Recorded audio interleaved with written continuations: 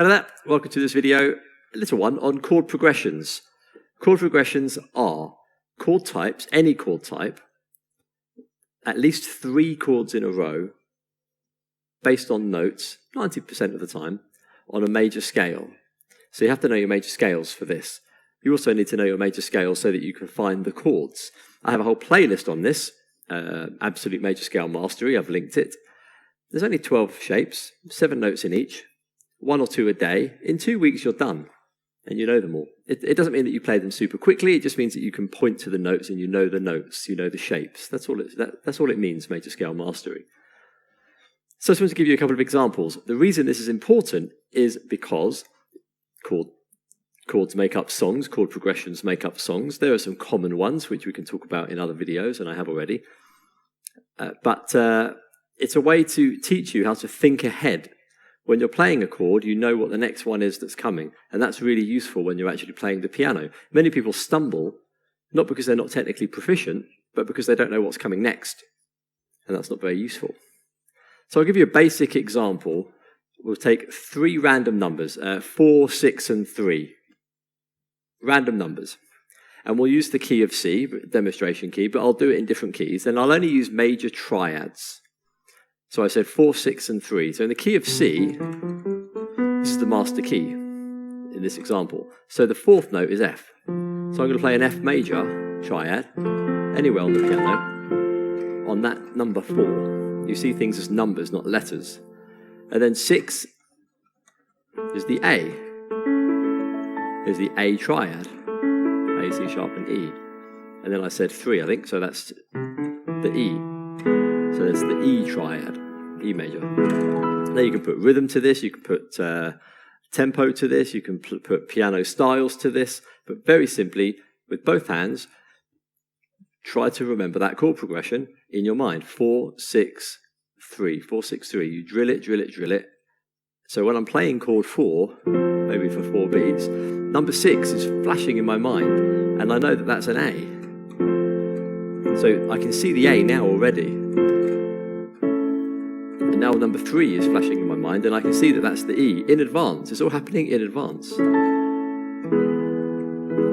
That's where we are. So let's do that in the key of, what's a rare key? The key of E.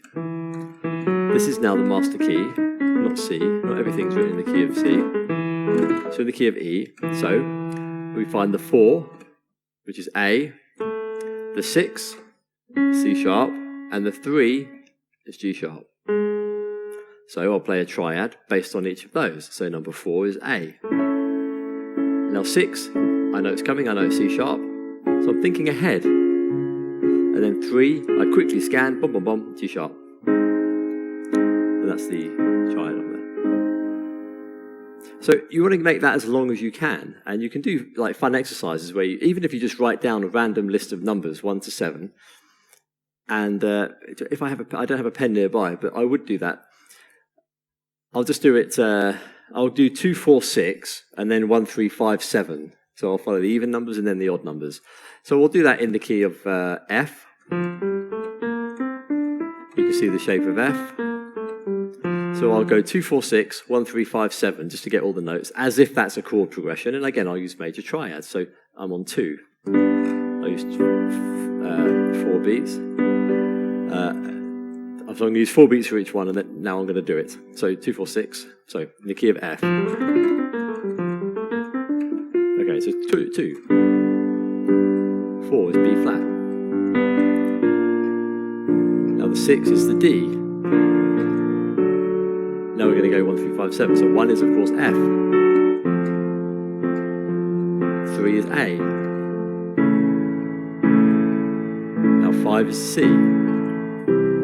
7 is an E, so I'm ahead of myself. And you ought to be able to do that in any key. I'll demonstrate it in the key of A flat. Keys that you probably aren't familiar with yet because you haven't learnt your major scales. So I'll just do it again. 2, 4, 6, so it's B flat. Now 4, my head is really working quickly. I'm thinking, right, what's the 4th of A flat? It's D flat. That's the next one. What's the 6th of this scale? It's F. Now I'm going to go back to 1, which is A flat itself. Now 3, the 1, 3 is next, a C. Then 5 is going to be E flat. And the 7 is going to be G.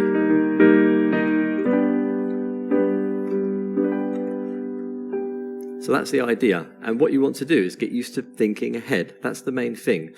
Of course, you can mix and match. You can use fancy chords depending on your level.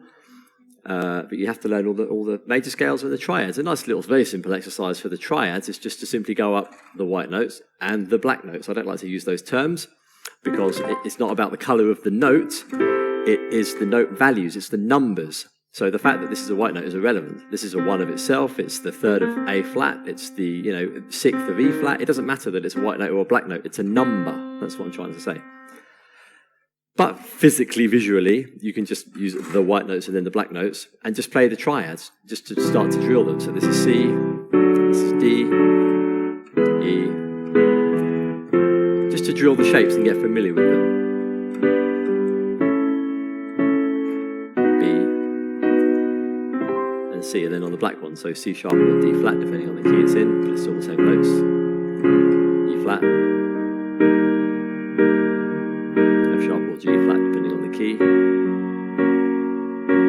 A flat, or sometimes G sharp, depending on the key. And then B flat. So it's just a nice way to do that. And of course, you can try the minor chords as well. And all the black notes. Just know what they are. Just spend a couple of hours over the next week or so drilling those shapes. You can do this exercise. And then when you get to, just to conclude, you'll get to repertoire, which uses very common chord progressions. So once you know the chord progression, you just never forget it. 2, 5, 1 is very common. I'll just practice it with major chords first. So this would be the 2 in the key of C. This is a 5. This is a 1, for example. And you also get the one from blues, which is 1, 4, 5. 1, up to 4, up to 5, back down to 4, back to 1 again. There's also a couple of common ones that you can use. But it's nice to mix and match. A nice exercise, just to conclude, is to mix and match the chord types and randomly say numbers as you're speaking in a particular key. So I'll just use random chord types. I'll just go a bit more complicated level, but just to give you the example. So I'll do 4 beats on each, and I'm just going to say a number, but I might say a flat or a sharp. So I might say, well, let me give you an example. I'll play a minor 7 chord, C minor 7. Now I'm going to go flat 5, which is G flat. And this time I'm going to play a major 7 chord. So C minor 7. Now the flat 5 is G flat, and I'm going to play a major 7 chord. Now I might say 3 as a minor 7. It's E. Now I might say flat 7 as a whole diminished. So that's B flat as a whole diminished. I understand this is probably a bit too complicated, but the concept is still the same. Learn your major scales, learn them as numbers, learn different chord types in the different keys, and it's going to really help you. You get some nice hand independence, orientation, precision, and your mind is being trained to think ahead, which is very, very important when you're playing the piano.